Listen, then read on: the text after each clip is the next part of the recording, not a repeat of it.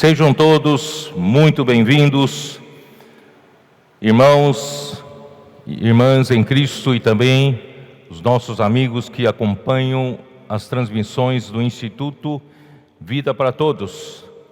Sejam bem-vindos para mais uma transmissão, essa que nós vamos iniciar uma nova etapa. Nós começamos com a Conferência Internacional de fevereiro de 2022. A primeira mensagem será hoje. E o tema geral, nós seguimos o semestre passado e será pregado este Evangelho do Reino. E a sequência é: e então virá o fim. Como hoje é domingo, lembro a todos a fazerem as suas ofertas, honrarem o Senhor com seus bens, seja Missões do Exterior, Instituto Vida para Todos, e também todas as Estância Árvore da Vida, e também as suas necessidades regionais do Senhor. Vocês devem se lembrar também da sua localidade. Muito bem, nós vamos começar essa nova etapa com uma oração, tá bom? Eu vou fazer uma oração. Senhor Jesus, nós te agradecemos pelo semestre que passou, tantas revelações que o Senhor revelou através do livro de Mateus, tantas riquezas. Senhor, nós só temos te agradecer, e essas revelações têm produzido muitas ações, muitas concretizações, realizações e confirmações. Senhor, muito obrigado. Nós confiamos em Ti para mais um semestre.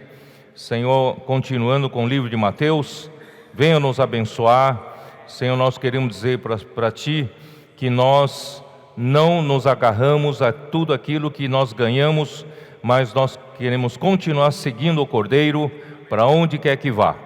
Nós não nos fixamos em metodologias, não nos fixamos nas bênçãos adquiridas, mas nós queremos continuar seguindo o Espírito como vento que sopra para onde quer. Senhor Jesus, nos abençoa nesse semestre, abençoa todas as igrejas, abençoa nossos jovens, nossos adolescentes, nossas crianças, nossos adultos. Abençoa, Senhor, todos os trabalhos, sejam das irmãs do Instituto Vida para Todos, seja da editora Árvore da Vida e da comportagem, seja do Expo Livro e seja da pregação do Evangelho das igrejas. Posso orar por você e também produzindo muitos contatos para a edificação da igreja. Senhor, continua nos abençoando, Senhor, até introduzir-nos à boa terra de Canaã. Em Teu nome nós oramos, amém.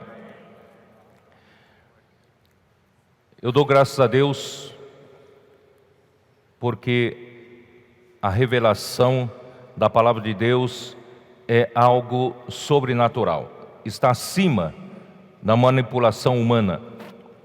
Eu não havia programado para começar o semestre com Mateus 16, mas assim soberanamente aconteceu, e o Senhor nos fez terminar a mensagem de número 37 com a última parte de Mateus 15.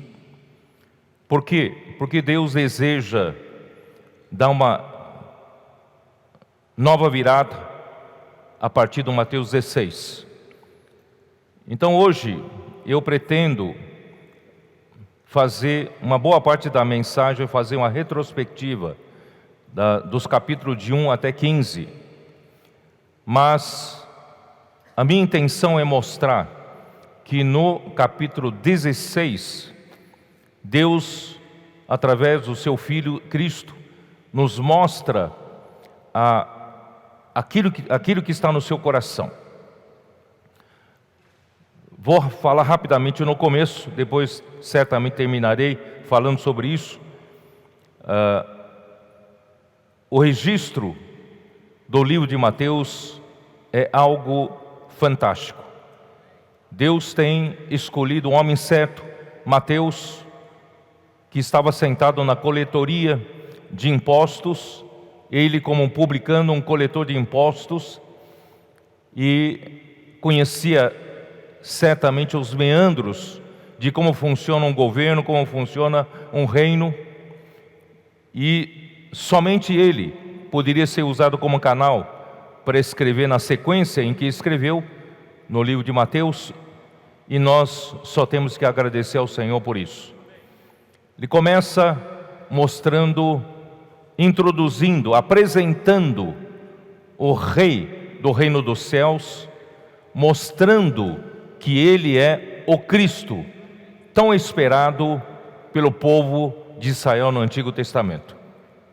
Ele é o Messias e mostra a sua genealogia, a sua geração, a sua origem.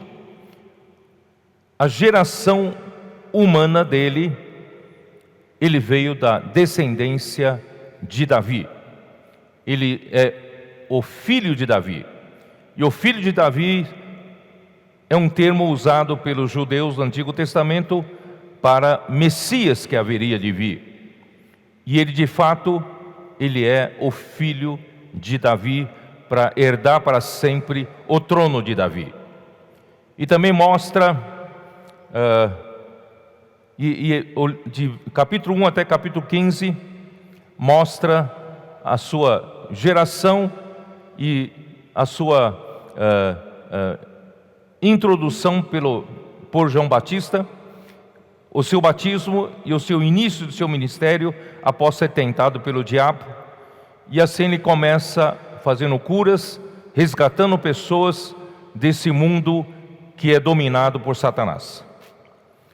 E ele chama os 12, envia os 12 como apóstolos para a pregação do Evangelho do Reino, que é a única forma de salvar esse mundo. E ele também continua com muitas revelações até chegar no capítulo 15 de Mateus, e eu vou fazer uma retrospectiva daqui a pouco. Mas, até então, ele consegue ganhar os membros que serão introduzidos no reino dos céus. São indivíduos com espírito humilde, quebrantado, contrito, que puderam entrar pela porta da primeira bem-aventurança, os pobres em espírito, porque deles é o reino dos céus. Então, o Senhor, através do trabalho do capítulo 1 até capítulo 15, ele consegue ganhar indivíduos em que ele pode trabalhar no seu coração, onde ele pode fazer a sua habitação nos corações desses indivíduos. Todavia, a partir do capítulo 16, ele mostra algo muito maior, uma preocupação muito maior, que é a revelação da igreja. Ele deu descanso para os que trabalham para ele, de capítulo 1 até capítulo 15, mas ele não tem um lugar de descanso. Deus precisa dar para Cristo um lugar de descanso. Esse lugar de descanso é a igreja, e a igreja edificada. Eu vou mostrar isso com mais detalhes a partir desse semestre. Então, nós começamos com uma grande virada. A minha preocupação é de que de todas as riquezas que nós ganhamos até agora, de todos os milagres que o Senhor fez no nosso meio até agora, as operações do Espírito têm sido grandiosas entre nós.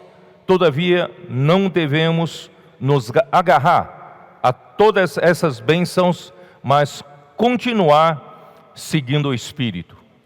Ele quer nos fazer uma virada, fazer uma curva, e nós vamos seguir o Espírito. Para onde quer que vá, nós vamos seguir o Espírito, seguir o Cordeiro. Muito bem, então vou fazer uma retrospectiva rapidamente, a partir do capítulo 1. Então, de Mateus, capítulos 1 e 2, começa a apresentação da origem de Cristo como o Rei do reino dos céus. Esse mundo foi usurpado por Satanás, que introduziu o pecado no homem através da queda no jardim do Éden, e o homem, a partir de então, perdeu a presença de Deus, foi corrompido pelo pecado e pela morte, e o homem perdeu tudo aquilo que Deus, o propósito pelo qual Deus criou o homem. Por isso Deus enviou seu próprio Filho, Cristo, para novamente estabelecer o seu governo aqui na terra. E o seu governo aqui na terra, pelo reino dos céus, é pela igreja. E o rei do reino dos céus é Cristo. Então Cristo foi apresentado nos capítulos 1 e 2, a sua genealogia, mostrando que ele vem da descendência de Davi. Os seus detalhes nós não vamos entrar, já falamos sobre isso. E o seu nascimento, irmãos, ele nasceu de uma forma diferente de qualquer outro homem. Qualquer outro homem é nascido de união entre homem e mulher. Mas Jesus nasceu de uma mulher. Gálatas 4:4, vamos abrir a nossa Bíblia em Gálatas 4:4, que diz o seguinte: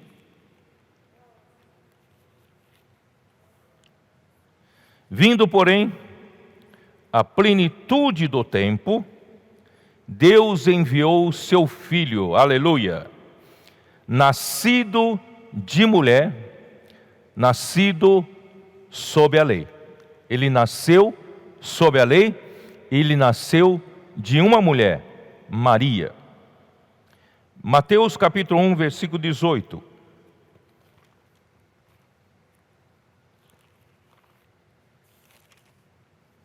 Ora, o nascimento de Jesus Cristo foi assim: estando Maria, sua mãe, desposada com José, sem que tivessem antes coabitado, achou-se grávida pelo Espírito Santo.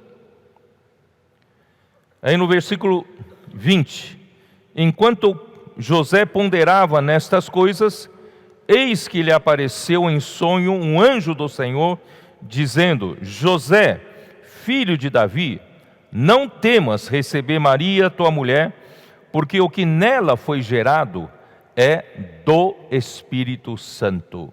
Portanto, queridos irmãos, o Rei do reino dos céus, nosso querido Jesus Cristo, ele não foi gerado da união entre homem e mulher. Ele foi gerado pelo Espírito Santo através da Virgem Maria. Por isso, ele não participa do pecado do homem, mas ele traz sobre si a semelhança da carne pecaminosa. Isso está em Romanos 8, versículo 3. E qual é o seu nome? O seu nome diz muita coisa. Versículo 21. Ele dará à luz um filho, ela dará à luz um filho, e lhe porás o nome de Jesus, porque ele salvará o seu povo dos pecados deles. O homem caiu pelo pecado. A origem da queda do homem foi quando o homem comeu do fruto da árvore do conhecimento do bem e do mal. A sua transgressão contra a palavra de Deus fez com que o pecado entrasse no homem, e a morte pelo pecado também veio ao mundo, e o pecado e a morte passou para todos os homens, e assim todos pecaram, não há justo nenhum sequer, e todos carecem da glória de Deus. Mas graças a Deus, Deus enviou o seu Filho, Jesus Cristo, nascido de mulher, seu nome é Jesus, para salvar o seu povo dos pecados deles. Portanto, irmãos, nós veio a salvação, veio o evangelho, veio a boa nova para o homem.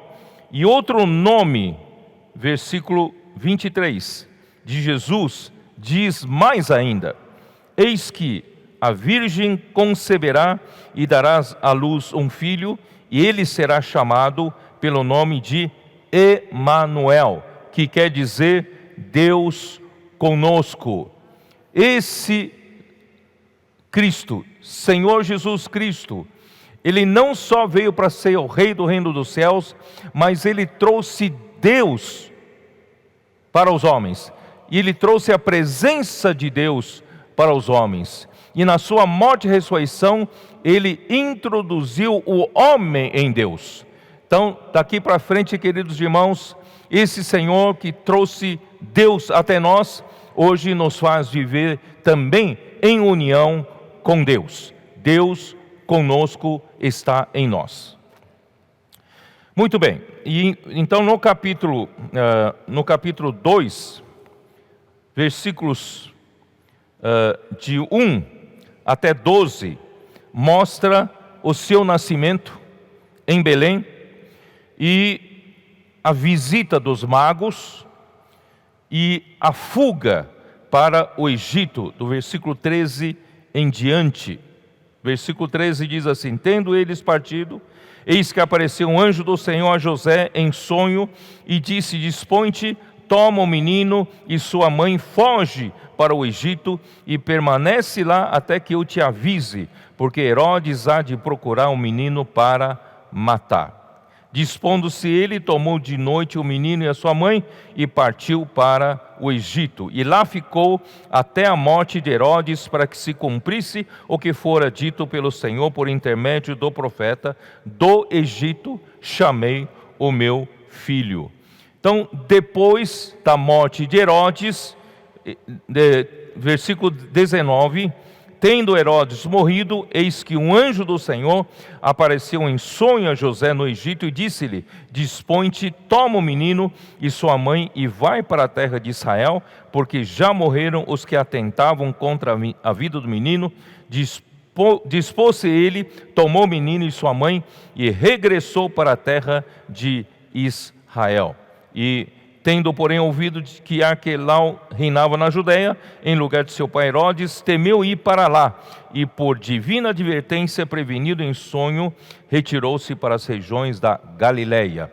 Então, ele não voltou para Belém, ele foi para as regiões da Galileia, e foi habitar numa cidade chamada de Nazaré, para que se cumprisse o que fora dito por intermédio dos profetas: ele será chamado Nazareno. Então essa é a origem, né, do rei do reino dos céus, a sua introdução, a sua apresentação. E a partir do capítulo 13, nós vemos João Batista surge para fazer o trabalho de precursor, né, para com o nosso rei, o rei do reino dos céus.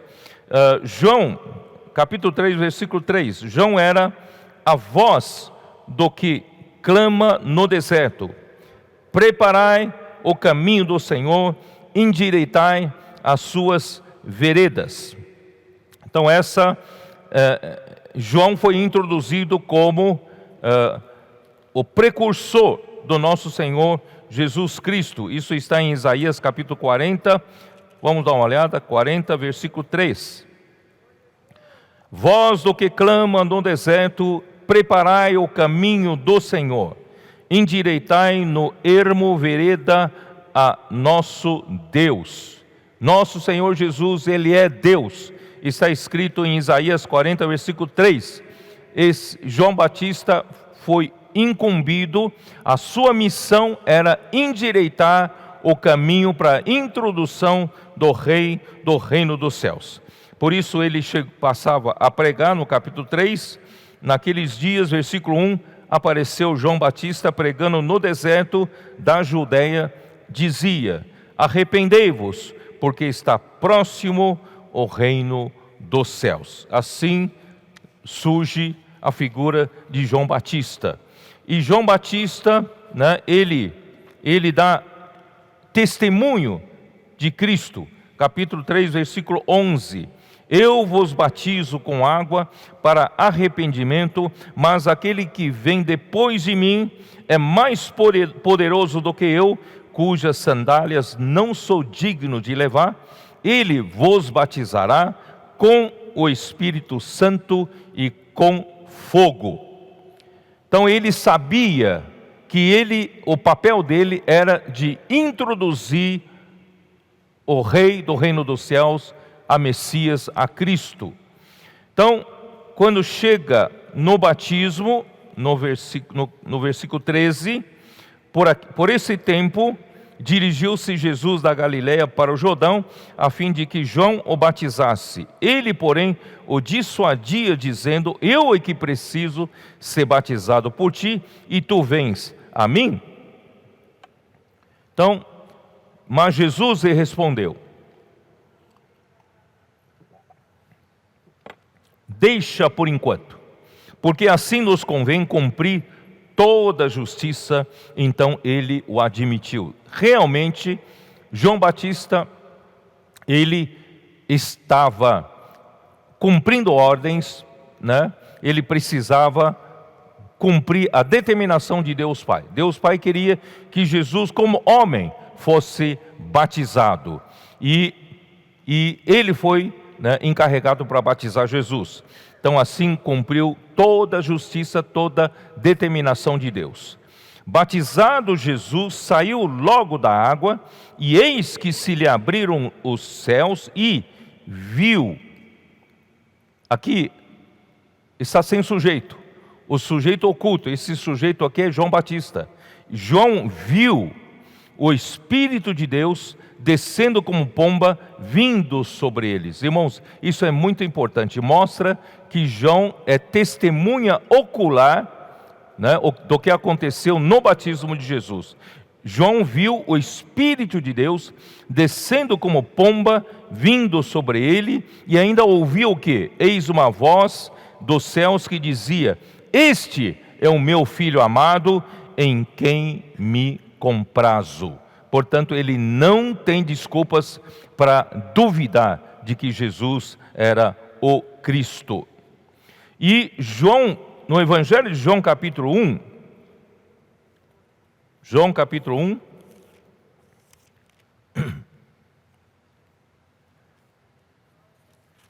João capítulo 1, depois do batismo de Jesus, de 32 até 34,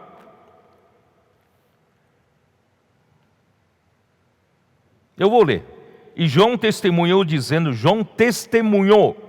ele testemunhou dizendo: vi o Espírito descer do céu como pomba e pousar sobre ele. E eu não o conhecia. Aquele, porém, que me enviou a batizar com água, me disse: aquele sobre quem vires descer e pousar o Espírito, esse é o que batiza com o Espírito Santo. Pois eu, de fato, vi e tenho testificado que ele é o Filho de Deus. João viu, João testemunhou e João ouviu. No dia seguinte estava João outra vez na companhia de 2 dos seus discípulos, e vendo Jesus passar, disse: eis o Cordeiro de Deus. Os 2 discípulos, ouvindo-o dizer isto, seguiram Jesus. Irmão, João Batista, ele fez exatamente aquilo que Deus encarregou para fazer. Ele fez tudo certinho, cheio do Espírito, era conduzido pelo Espírito. Ele estava fora da religião judaica, né? Já havia caído numa religião morta, e ele então não estava, né, servindo no templo, nem vestia de vestes finas sacerdotais, nem comia do manjar dos sacerdotes, mas ele pregava no deserto para sair, né, de toda aquela tradição judaica, para que o povo pudesse ser despertado e se arrepender de tudo aquilo, para poder introduzir Jesus Cristo para o povo de Israel. Quando ele fez isso, terminou a sua tarefa. Atos capítulo 13, Atos 13, versículo 25, que diz assim: mas, ao completar João a sua carreira, dizia: não sou quem supondes, mas após mim vem aquele de cujos pés não sou digno de desatar as sandálias. Quer dizer, aqui diz que João completou a sua carreira. Quando João completou a sua carreira, é quando João batizou a Jesus. Jesus foi ungido por Deus, se confirmou que ele é o Filho de Deus, o Messias enviado para fazer o seu trabalho aqui na terra, introduzir o reino dos céus. Estava na hora de João sair de cena, mas João apenas mostrou para os seus 2 discípulos que estavam com ele: eis o Cordeiro de Deus. Os 2 discípulos seguiram a Jesus e ele não seguiu. Irmãos, por isso que eu venho insistindo, nós devemos ser os seguidores do Cordeiro por onde quer que vá. Mesmo que tenhamos feito um bom trabalho até agora, mesmo que tenhamos sido canais de bênção para Deus, para fazer a obra de Deus, mas nunca devemos deixar de seguir o Cordeiro. Nós somos seguidores do Cordeiro. Aí então, Mateus 4 mostra a tentação de Jesus, do versículo 1 até versículo 11, não vou detalhar.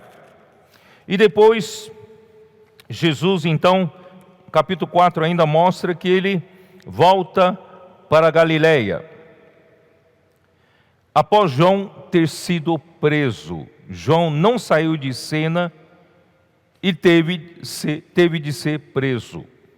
E deixou Nazaré para morar em Cafarnaum, junto à beira-mar, é uma cidade à beira-mar, nos confins de Zebulon, Naftali, e ali começou a pregar. Capítulo 4, versículo 12. Ouvindo, porém, Jesus que João fora preso, retirou-se para a Galileia e, deixando Nazaré, foi morar em Cafarnaum, situada à beira-mar, nos confins de Zebulon e Naftali, para que se cumprisse o que fora dito por intermédio do profeta Isaías: terra de Zebulon, terra de Naftali, caminho do mar, além do Jordão, Galileia dos gentios. O povo que jazia em trevas viu grande luz, e aos que viviam na região e sombra da morte, resplandeceu-lhes a luz. Jesus então passou a viver à beira-mar, em Cafarnaum, no mar da Galileia. Daí por diante passou Jesus a pregar e a dizer: arrependei-vos, porque está próximo o reino dos céus.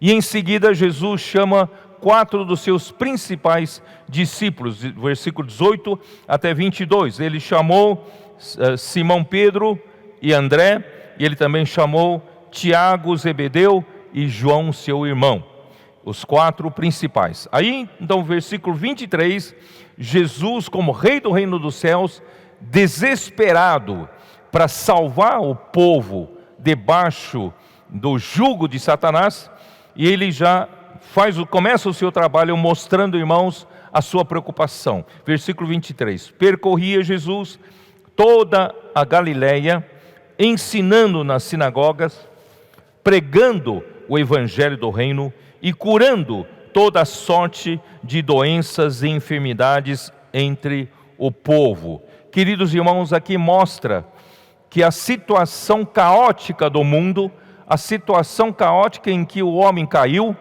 só tem uma solução. A única solução, queridos irmãos, é o reino dos céus. Quando o homem desobedeceu a Deus, ele saiu da presença de Deus, ele saiu do governo de Deus. Quando não há governo de Deus, as coisas entram em desordem. A confusão, a corrupção começam a operar na sociedade humana. E o que se encontrava na terra no tempo de Jesus eram pessoas enfermas, pessoas doentes, e hoje não é diferente. Portanto, irmãos, nós precisamos ter isso em mente. A única coisa que pode salvar esse mundo, irmãos, é introduzir o reino dos céus aqui na terra. Introduzir o governo celestial aqui dentre os homens. E o reino dos céus, irmãos, é introduzido por meio da igreja. E quem introduziu tudo isso, o evangelho do reino, é o nosso querido Senhor Jesus Cristo, que veio para esse trabalho. E aí ele passa a curar todas as enfermidades, expulsar os demônios e também curar os paralíticos, né? Então a sua fama já começou a correr ali naquela região. E a partir do capítulo 5 até o capítulo 7 de Mateus, começa que nós consideramos como a constituição do reino dos céus. Isto é, a lei magna desse reino, que governa esse reino. Eu diria que são as leis da vida que regem o povo, né? Povo que está sob o governo celestial. Então Jesus veio aqui na terra para convocar um povo, para salvar, resgatar um povo, para que ele possa ser o rei do reino dos céus e começar o governo celestial a partir dessas pessoas. E essas pessoas depois, em Mateus 16, formam a igreja. Bem-aventurados ou felizes são os que vivem no reino dos céus. E o primeiro requisito para entrar no reino dos céus é: bem-aventurados os humildes de espírito, ou os pobres em espírito, porque deles é o reino dos céus. Então, se nós queremos passar a ser governados pelo governo celestial, irmãos, nós precisamos atentar. A primeira coisa que devemos atentar: se nós estamos com o espírito esvaziado, se estamos com o espírito humilde, espírito contrito, ou estamos cheios de nós mesmos, confiamos em nossa própria força, confiamos na capacidade da nossa carne. Dessa forma nós jamais entraremos no reino dos céus. Portanto, queridos irmãos, esse é o caminho para entrar. Vamos entrar, né, pelo Espírito, com o Espírito, como diz em Isaías 57. Eu vou ler, vai. Repetir isso nunca é demais. Isaías 57, em versão King James atualizada. Vamos lá. Versículo 14. Então o Eterno exclamará: aterrai, aterrai, abri um caminho, removei os obstáculos, para que o meu povo tenha acesso ao caminho. Irmãos, entenderam? O Senhor quer remover os obstáculos para que o seu povo possa achar o caminho. Irmãos, o reino dos céus é o caminho. É o caminho. Porquanto assim afirma o alto e sublime, aquele que vive para sempre e cujo nome é santíssimo. Na versão Ferreira de Almeida diz: é aquele que vive a eternidade, ou na eternidade. Ele não está sujeito ao tempo e espaço, né, a essa dimensão material em que nós vivemos. Ele está na eternidade, ele é o alto, ele é o sublime, ele é aquele que vive para sempre. Quem está na eternidade, irmãos, o tempo não passa. Quem vive na eternidade, vive para sempre. E cujo nome é santíssimo. Habito no lugar mais majestoso e santo do universo. Contudo, estou presente com quem? Com o contrito e humilde de espírito. Quem está com um espírito contrito e humilde, Ele também habita com você,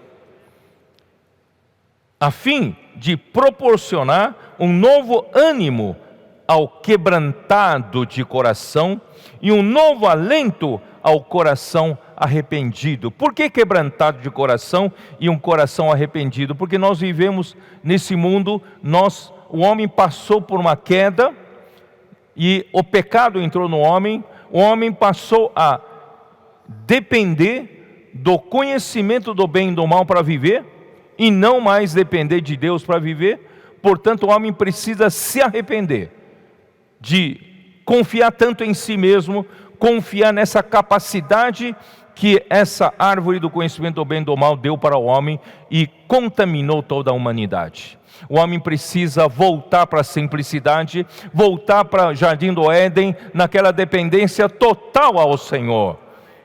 É um espírito contrito, humilde e um coração quebrantado e arrependido. E também, ó Senhor Jesus, versículo 16 diz assim, em verdade, não contenderei para sempre, nem estarei perpetuamente encolerizado, pois a minha presença desfaleceria o espírito humano, a alma que eu mesmo criei. Quer dizer, se nosso Senhor ficasse mais tempo indignado conosco, com esse mundo que está totalmente debaixo da maldição e corrupção, irmãos, nós não teríamos mais esperança, desfaleceria toda a alma desse mundo. Mas graças a Deus, um dia Deus teve misericórdia de nós e enviou Cristo, enviou o Rei do reino dos céus para nos salvar, tirar dessa miséria e nos colocar no reino dos céus. Portanto, irmãos, vamos começar bem, vamos começar com espírito contrito, com espírito arrependido, um coração quebrantado, para nós podermos achar o caminho, vamos achar o caminho para o reino dos céus, é esse o caminho, aleluia. Vamos lá.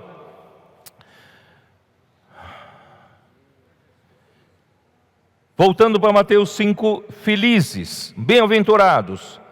Eu vou falar rapidamente das 9 bem-aventuranças.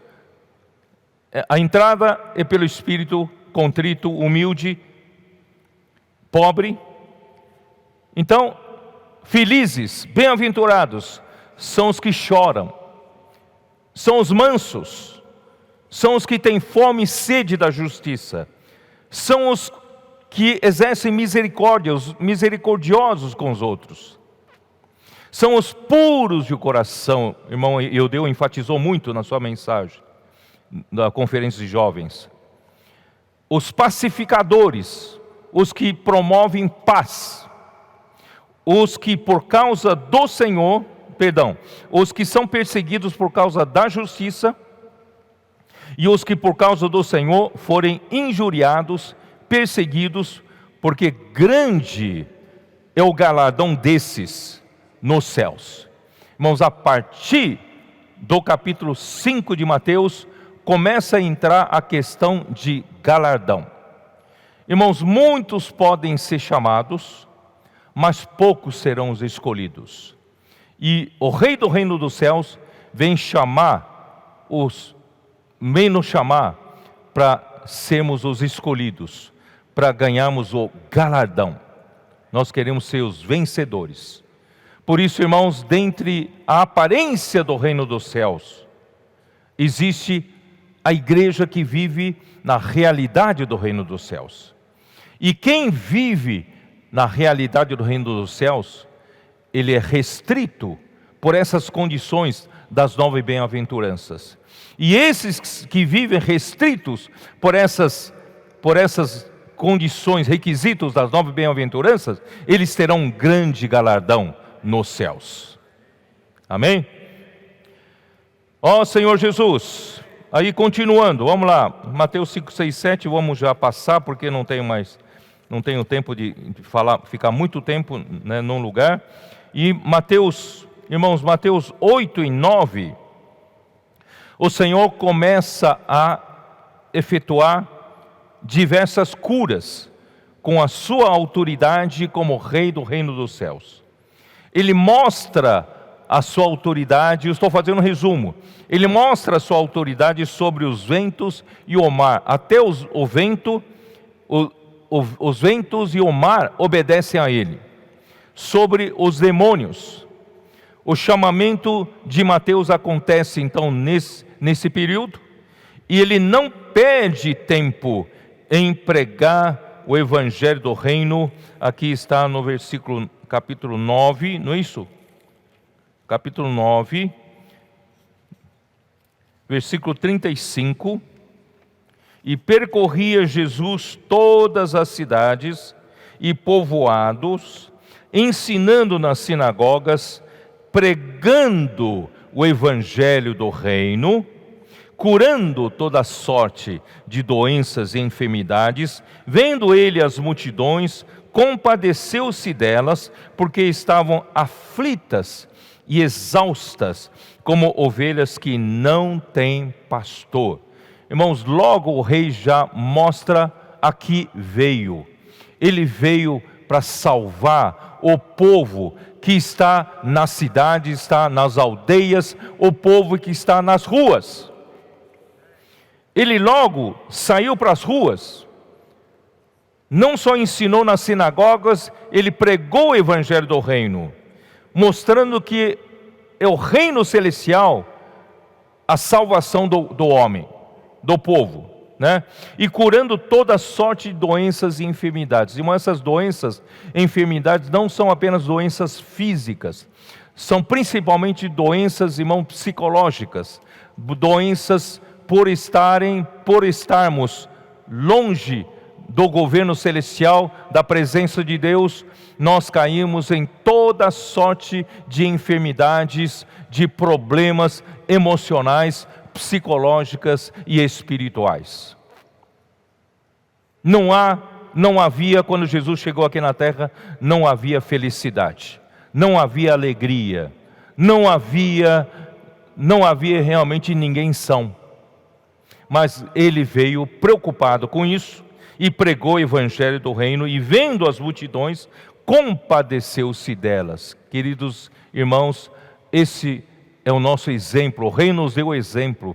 Precisamos aprender a ter empatia, passar a nos compadecer com essa situação nas ruas. Não diga que isso não tem nada a ver com você, não.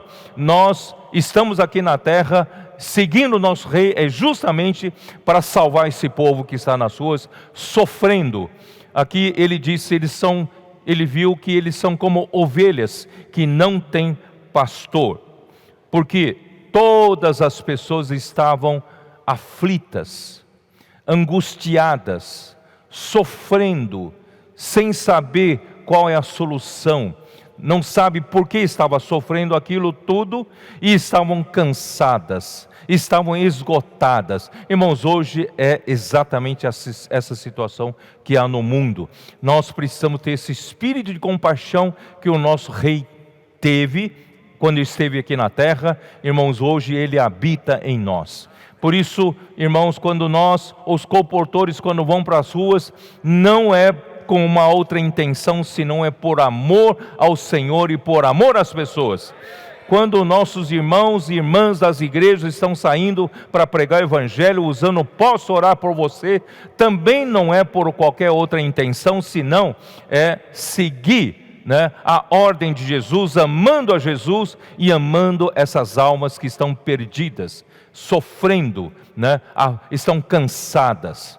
Ó Senhor Jesus. Então o Senhor Jesus falou para os seus discípulos, versículo 37 e 38, né, a seara na verdade é grande, mas os trabalhadores são poucos. Então só um rei, somente o rei do reino dos céus, pregar esse evangelho do reino, irmãos, não era o bastante, não atende à necessidade.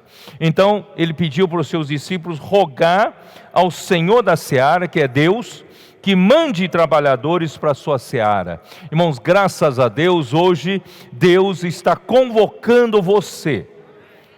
A seara é tão grande, que você faz falta. Então vamos, né, nos vamos atender essa convocação, vamos atender esse chamamento do Senhor, vamos trabalhar na seara e resgatar as pessoas, né, como ovelhas, que estão como ovelhas que não têm pastor, estão aflitas, desesperadas. Irmãos, vamos salvar essas pessoas. Então, logo em seguida, no capítulo 10, ele chama então os 12 discípulos para começar esse trabalho, porque até então era ele só pregando o evangelho do reino. Agora ele estava instruindo os 12, chamou os 12 e também enviou os 12 como 12 apóstolos. Apóstolo é quando você envia. Graças a Deus, os 12 apóstolos foram enviados para ampliar esse trabalho da pregação do evangelho do reino. E no capítulo 10, capítulo 11, assim que o rei envia os seus 12, né, apóstolos para fazer o mesmo trabalho que ele estava fazendo, pregando o evangelho do reino, com a autoridade do rei, né, com o poder que o rei lhes confia, e ele imediatamente no capítulo 11, ele não ficou em casa esperando os 12 pregar o evangelho, não. Logo no primeiro versículo do capítulo 11 ele diz assim: ora, tendo acabado Jesus de dar estas instruções a seus 12 discípulos, partiu dali a ensinar e a pregar nas cidades deles. Irmãos, isso tem que ser, essa urgência no coração de Jesus tem que contagiar o nosso coração. Não podemos ficar em casa acomodados. Vamos, irmãos, pregar o evangelho. Toda vez que tivermos oportunidade, temos a colportagem por hora, colportagem, né, por oportunidade. Nós temos, né, podemos no dia a dia, no nosso viver, pregar o evangelho, orar com as pessoas. Não precisa especialmente, né, um tempo especial para pregar o evangelho. Na rua, você tendo um contato com as pessoas, já prega o evangelho. Então aí em seguida, irmãos, vem a situação de João Batista. E João Batista foi do cárcere, enviou discípulos para perguntar a Jesus: és tu aquele que havia de vir, ou, né, esperamos outro? Quer dizer, é um absurdo para alguém que testemunhou que ao sair das águas do batismo, ele viu o Espírito descer sobre Jesus com a pomba, né? E a voz que dizia: esse é o meu filho amado em quem me comprazo. Então era um absurdo a pergunta que ele fazia para Jesus. Por causa disso, irmãos, eu fiquei preocupado. Fiquei preocupado, irmãos, para nós nunca nos acomodarmos. Mesmo tendo feito grandes coisas para Deus, sendo usado por Deus como canais, como nesses 4, 5 anos, nós temos sido grandemente usados pelo Senhor, né, através da colportagem dinâmica, através do Avança Jovem, através das mulheres conectadas, através da rede de cuidado da igreja, através, irmãos, do trabalho de acolher, de receber os contatos e fazê-los viver a vida da igreja. Irmãos, com tudo isso, não vamos nos apegar a essas bênçãos que já ocorreram no nosso meio e ficarmos no tempo. Nós não podemos, né, nada pode ser apegado para a gente ficar no tempo. Nós precisamos, irmãos, continuar seguindo o Senhor, com o coração contrito, com o coração humilde e com o mesmo desespero, irmãos, de antes. Hoje, antes de vir aqui falar, eu estava conversando com um dos cooperadores de uma região que está indo de vento a popa. Muitas bênçãos, o SEAP funciona, os colportores estão funcionando, a igreja está funcionando, números, né, sendo adicionados, acrescentados nas igrejas, tudo está bem. Aí eu disse para esse cooperador: é justamente quando tudo está bem, aí reside o perigo. Falei para ele: toma cuidado, vamos continuar com o mesmo desespero, amando, dedicando nosso amor reverente para com a palavra que sai da boca de Deus. Nós continuamos, irmãos, a depender de toda a palavra que sai da boca de Deus para viver, para dar o passo seguinte. Nós não nos agarramos à experiência passada. Nós temos que seguir, irmãos. Vamos seguir. E por isso, irmãos, aqui ele disse: em verdade vos digo, versículo 11, capítulo 11, que entre os nascidos de mulher, ninguém apareceu maior do que João Batista, mas o menor no reino dos céus é maior do que ele. Irmãos, realmente, dentre todos os profetas do Antigo Testamento, todos profetizaram a respeito de uma coisa só: profetizaram a respeito de Cristo. João Batista era maior dentre todos os profetas, porque ele introduziu a Cristo. Ele não só profetizou, mas ele introduziu a Cristo. Mas infelizmente, ele poderia ter sido um do reino dos céus. Irmãos, entendem o que Jesus estava querendo dizer? Ele poderia ter, seguido ao Cordeiro, juntamente com seus 2 discípulos, no dia seguinte ao batismo de Jesus. Irmãos, ele estaria no reino dos céus. Ele teria sido o maior profeta do Antigo Testamento e teria sido um do reino dos céus. Mas infelizmente isso aconteceu. Isso, irmãos, é uma luz para nossa reflexão, para nós sempre tomarmos cuidado, nunca nos agarrarmos ao sucesso. Irmãos, toma muito cuidado com o sucesso. Às vezes, irmãos, derrota é melhor que sucesso. As derrotas nos fazem nos arrepender. As derrotas nos fazem humildes, criam um coração de desespero, de busca ao Senhor. Mas o sucesso nos torna abastado. Vamos tomar cuidado com o sucesso. Senhor Jesus,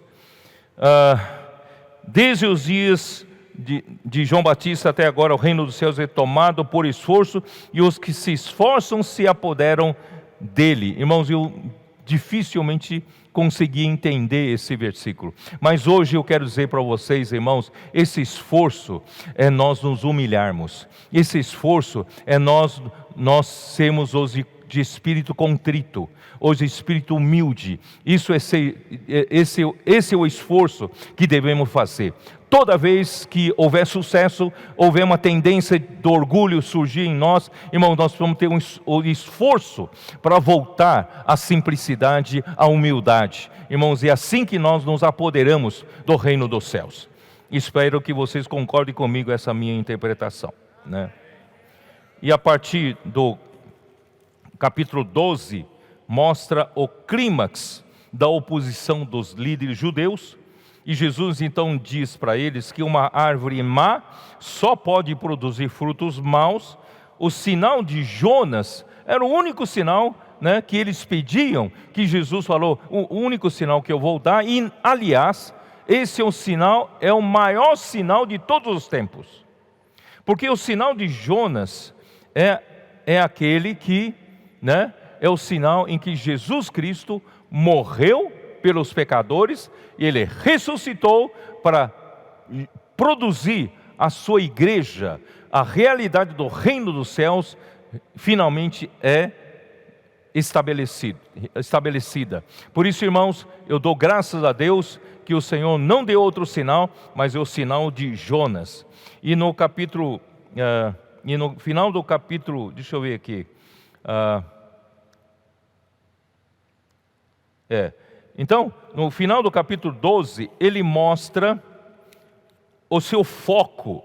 Olha só, versículo 50: porque qualquer que fizer a vontade de meu Pai Celeste, esse é meu irmão, irmã e mãe. O nosso Senhor Jesus Cristo, ele foi enviado, ele é o ungido de Deus para fazer o quê? Para estabelecer o reino de Deus aqui na terra.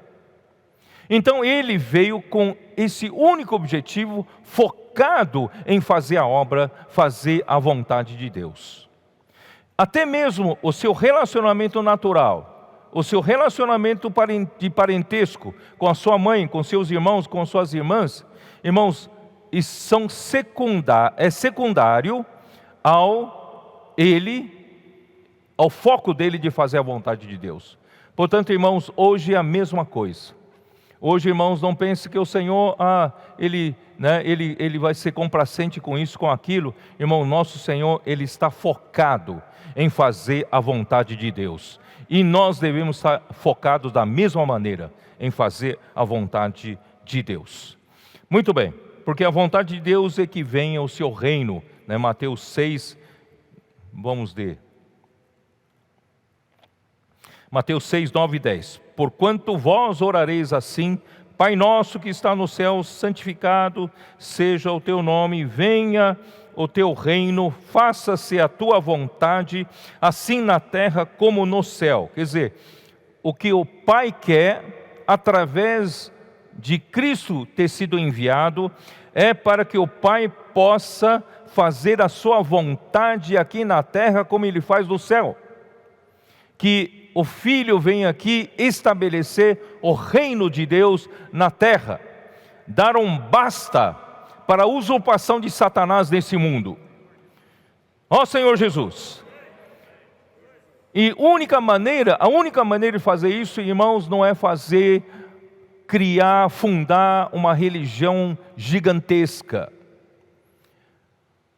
construir templos suntuosos, não. A única maneira de Deus conseguir, através do seu Filho Cristo, fazer o trabalho de introduzir o reino dos céus aqui na terra, irmãos, o reino de Deus aqui na terra é através da semeadura. Capítulo 13 de Mateus começa a falar, a primeira parábola, o semeador saiu a semear. Irmãos, não dá atenção para organizações gigantescas religiosas. Irmão, o Senhor quer introduzir, semear vida. A semente em Mateus 13 é a palavra do reino. A palavra do reino vem pelo Evangelho, que é pregado pelo Rei do Reino dos Céus e hoje é pregado por nós.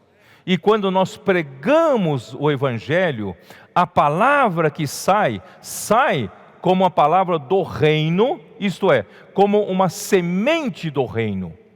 Quando a palavra que nós pregamos cai no coração de um homem, o reino começa a nascer no coração daquele homem. O governo celestial passa a existir naquele coração.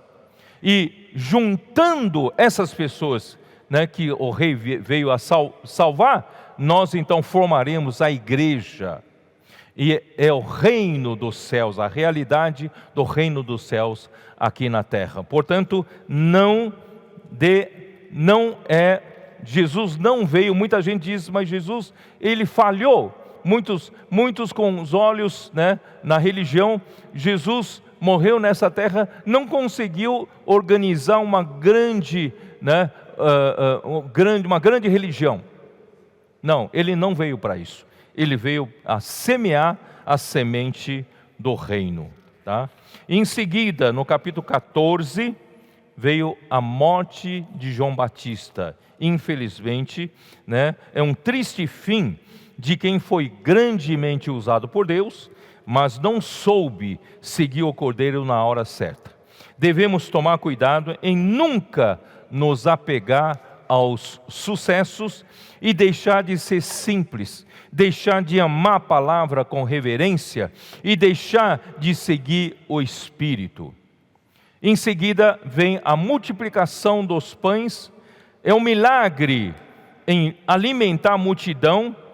Irmãos, acontece quando nós oferecemos o pouco que nós temos para o Senhor e em obediência à palavra, nós distribuímos às pessoas o que o Senhor nos entregar.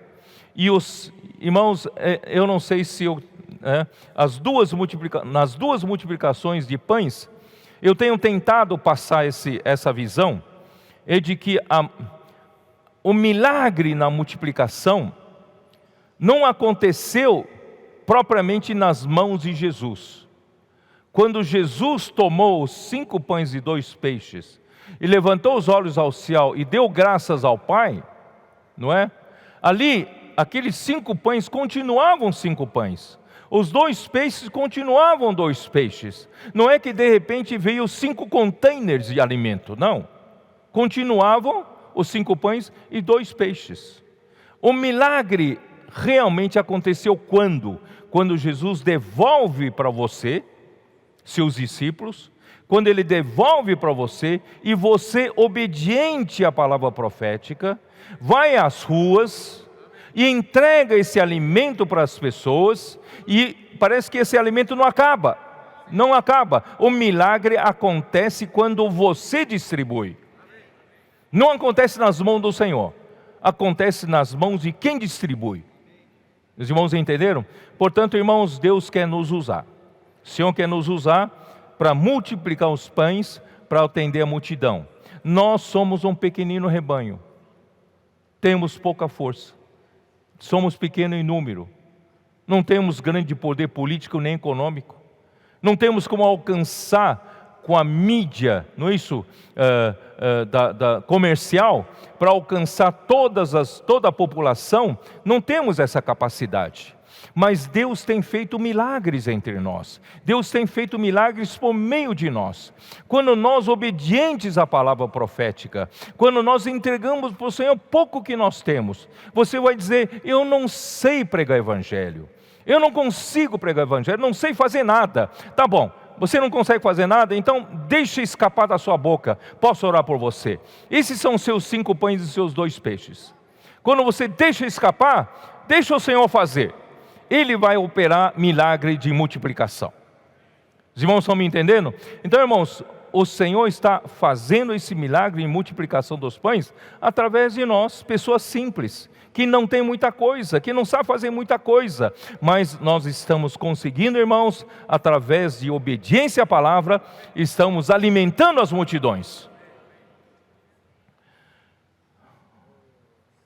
Aí o Senhor anda sobre o mar, e Jesus cura em Genezaré. Isso no final do capítulo 14. E o capítulo 15, que nós falamos nas 2 últimas mensagens do semestre passado, os fariseus e escribas, que já faziam oposição a Jesus, conspiraram em matá-lo, e agora eles vieram do seu centro religioso, Jerusalém, para acusar os discípulos de Jesus, que transgridem a tradição dos anciãos por não lavarem as mãos antes de comer. Irmãos, nós não estamos aqui promovendo para que os irmãos não lavem as mãos antes de comer. Isso não tem nada a ver. Isso é uma questão de higiene, Nós devemos lavar as mãos antes de comer, mas não por seguir a tradição dos anciãos. Não sei se vocês entenderam. O problema aqui está em os líderes judeus. Eles acusavam que os discípulos de Jesus não seguiam a tradição dos anciãos. Que é a tradição dos anciãos? Irmãos, Moisés recebeu de Deus a palavra registrada nos 5 livros primeiros da Bíblia, o Pentateuco. Isso é considerado como Torá para os judeus, a Torá escrita de Moisés. Mas, ao longo dos séculos, como a nação de Israel é uma nação que tem por suas leis, as leis que Deus deu. Então eles precisaram resolver muitas situações para julgar a situação do dia a dia do povo. Então os magistrados, que eram os rabinos, e eles então tinham que aplicar a lei do Pentateuco em diversas situações, e assim eles foram criando várias jurisprudências que, registradas ao longo do tempo, se tornou a tradição dos anciãos. Seus irmãos entenderam. Então, nessa tradição dos anciãos, tem muita coisa dos homens, muitos ensinamentos dos homens, muitas interpretações humanas. O Pentateuco não, o Pentateuco é original, veio da parte de Deus. Então, a tradição dos anciãos acaba, né, invalidando a própria lei. Jesus então falou: vocês invalidam a lei quando a lei diz: honrará o teu pai e a tua mãe. E vocês dizem: mas se eu der os meus bens, consagrar os meus bens para o templo, eu estou livre de ter de cuidar dos meus pais. E sabe o que acontece? É quando meus pais morrem, eu não tenho obrigação de cuidar, né, com os meus bens dos meus pais. Quando eles morrem, eu vou para o templo negociar com os escribas. Eu entreguei isso aqui, agora quero de volta. E aí os escribas negociam com ele, então fica tanto por cento para o templo e o resto volta para ele. Irmãos, é assim que estava funcionando. Eles invalidavam, segundo seus próprios interesses, a lei de Deus. Portanto, irmãos, não se pode confiar meramente nas interpretações humanas. Nós temos, irmãos, sempre voltar para texto bíblico, sempre voltar para a palavra, sempre voltar para a Bíblia. Ali está a nossa guia, ali estão nossos trilhos. Então, irmãos, vou continuar. E eles são, Jesus disse: vocês são cegos, guiando cegos, e de cujo coração procedem maus desígnios, homicídios, adultérios, prostituições, furtos, falsos testemunhos, blasfêmias, coisas que realmente contaminam o homem. Não lavar as mãos e comer pode contaminar fisicamente, mas, irmãos, essas coisas contaminam de fato o homem interior, o interior do homem, né? Então, no fim, irmãos, Jesus, como pão do céu, né, enviado para a casa de Israel, ele foi rejeitado por Israel e ele acabou saindo da mesa da casa de Israel. A mesa, irmãos, se referia à terra de Canaã. Ele saiu fora da mesa, foi até Tiro e Sidom. Tiro e Sidom, irmãos, ali estão os fenícios. Já não são mais, ali já mais próximo de Líbano de hoje. Irmãos, ali ele saiu fora da mesa e a mulher cananeia pediu o quê? A sua parte para Jesus curar-se. Irmãos, graças a Deus, esse princípio fez com que a bênção viesse para os gentios. E hoje nós ganhamos a graça pela rejeição dos principais líderes dos judeus. Não que os judeus não possam crer em Jesus hoje, mas no geral, pela liderança religiosa, eles rejeitam a Jesus. Mas, irmãos, nós hoje abraçamos a Jesus, abraçamos o Evangelho, e é de nossa responsabilidade hoje, irmãos, até completar a plenitude dos gentios, nós temos que pregar o Evangelho e introduzir o reino dos céus aqui na terra. Essa é a nossa responsabilidade. Muito bem, então assim, e termina com a segunda multiplicação dos pães. Eu já expliquei, o Senhor precisa usar você, mesmo você que se considera que não tem nada, para operar um milagre de alimentar as multidões que estão em sua volta. E aí nós chegamos então finalmente a Mateus 13. Eu ainda não vou poder entrar na questão da edificação da igreja, porque Mateus 16. Nós chegamos em Mateus 16. Em Mateus 16, vamos ler versículos de 1 a 4. Aproximou-se. Vocês perceberam que nesses 15 capítulos, Jesus como rei foi introduzido. Jesus como rei começou seu ministério, depois batizado e tentado. Jesus como rei veio se preocupar com o povo, com os homens nas ruas, pregando o evangelho do reino. Jesus como rei se preocupou em resgatar algumas pessoas, convocar os trabalhadores para essa seara tão grande. E nós entendemos, irmãos, que todos que entraram pela porta do espírito humilde para o reino dos céus, se tornou, né, Eu esqueci de falar de trabalhar no descanso. Então, esses que entraram por essa porta, aprenderam com Jesus a servir no descanso.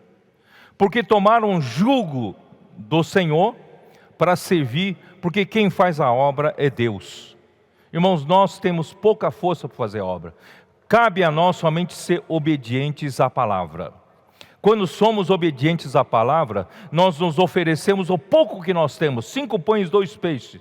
Entregamos na mão do Senhor, o Senhor faz o resto. Por isso, irmãos, nós trabalhamos no descanso. A obra de Deus, irmãos, não nos faz fatigar-nos. Embora haja muito suor, haja muito trabalho, mas nós trabalhamos no descanso. Deus nos fez entrar no descanso, é ou não é verdade? Mas a partir do capítulo 16, Deus está procurando um lugar de descanso também. Eu não li com vocês, vamos ler Isaías 66.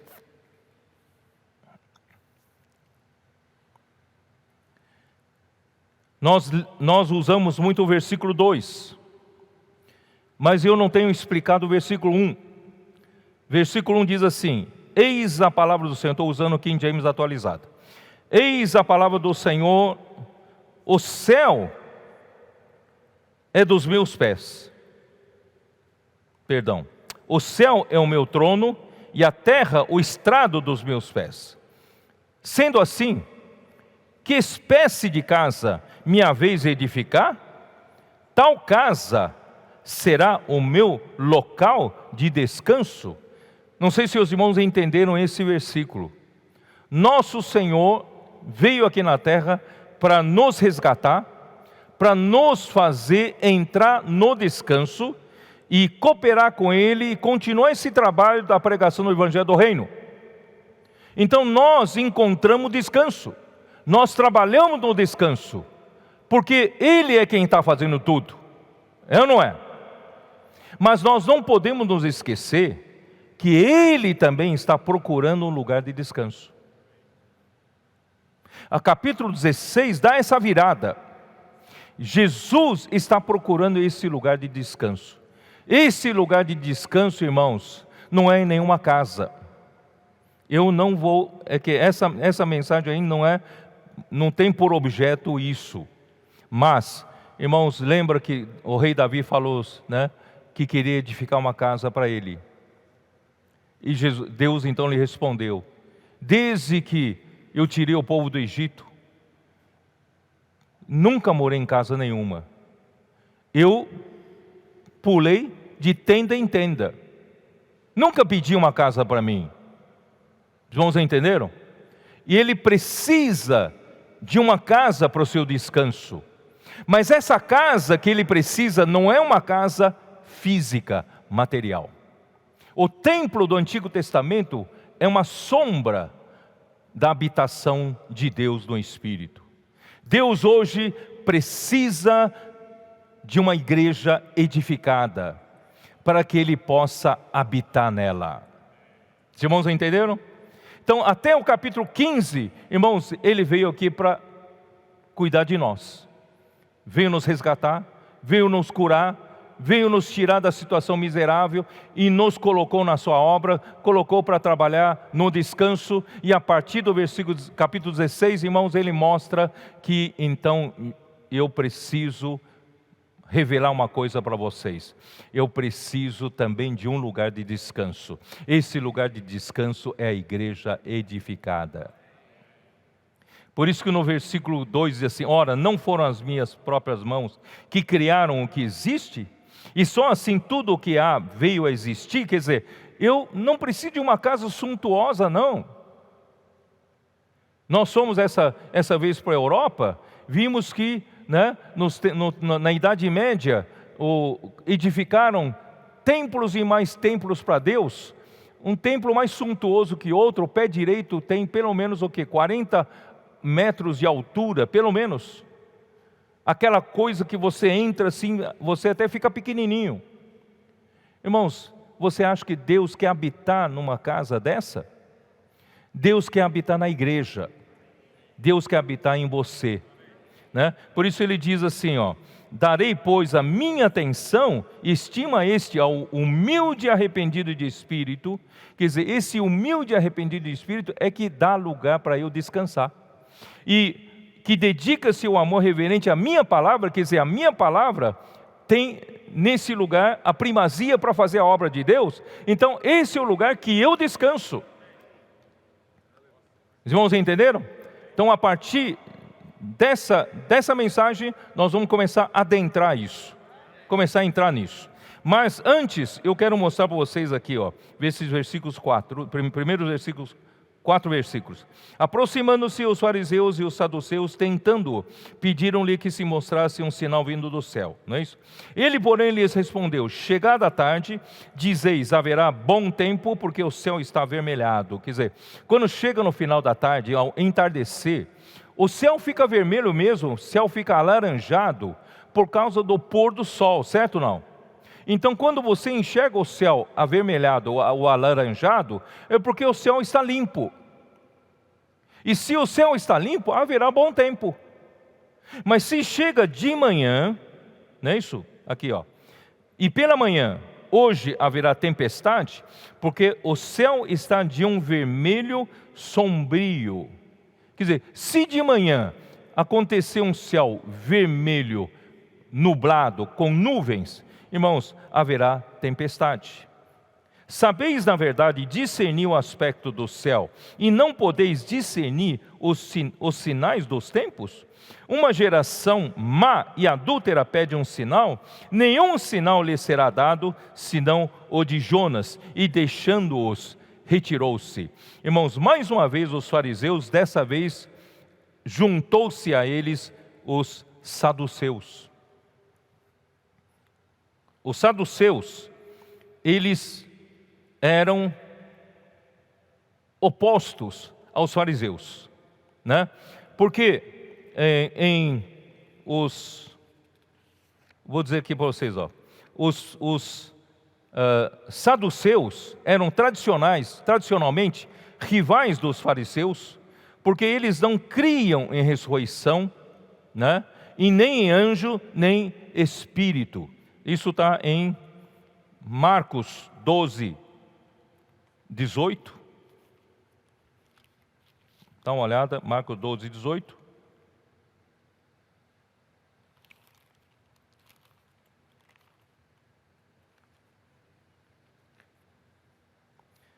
É isso, né? Deixa eu ver. Então os saduceus, que dizem não haver ressurreição, aproximaram-se dele e lhe perguntaram, dizendo, e também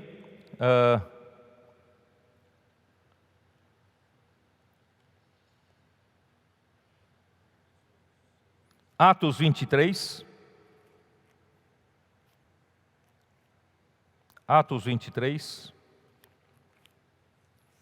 versículos 6 a 8.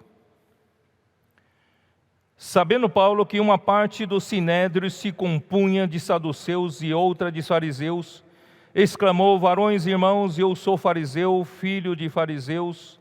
No tocante à esperança e à ressurreição dos mortos, sou julgado. Dito essas coisas, levantou-se grande dissensão entre os fariseus e saduceus, e a multidão se dividiu, pois os saduceus declaram não haver ressurreição, nem anjo, nem espírito, ao passo que os fariseus admitem todas estas coisas. Por isso, irmãos, os saduceus e os fariseus se uniram agora para se oporem contra Jesus, tá? E mais, o homem não sabia discernir, né, o maior dos sinais, é que o próprio significado do nome Jesus, ele salvará o seu povo dos pecados dele, porque por meio de sua morte na cruz, ele vai salvar o seu povo dos seus pecados, né? E Romanos 5,10, ele, muito mais, ele, pela sua vida, sua ressurreição, né, ele salvará pela vida de ressurreição.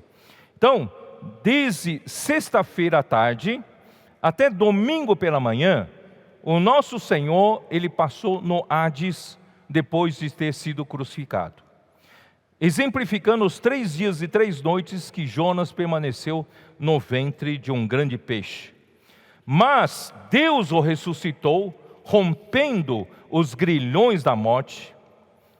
Atos 2, 22.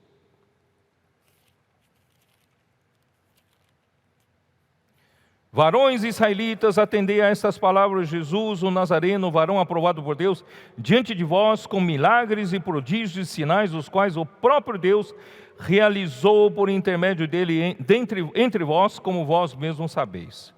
Sendo esse entregue pelo determinado desígnio e presciência de Deus, vós o matastes, crucificando por mãos iníquos, ao qual, porém, Deus ressuscitou, rompendo os grilhões da morte, porquanto não era possível fosse ele retido por ela. Versículo 32. A esse Jesus Deus ressuscitou, de que todos nós somos testemunhas, exaltado, pois, à destra de Deus, tendo recebido do Pai a promessa do Espírito Santo, derramou isto que vedes e ouvis. Irmãos, esse é o sinal de Jonas. É o único sinal dado para os fariseus crerem que Jesus é o Cristo. Hoje, irmãos, a igreja precisa conhecer o sinal da vinda de Cristo. Mateus 24, versículo 3.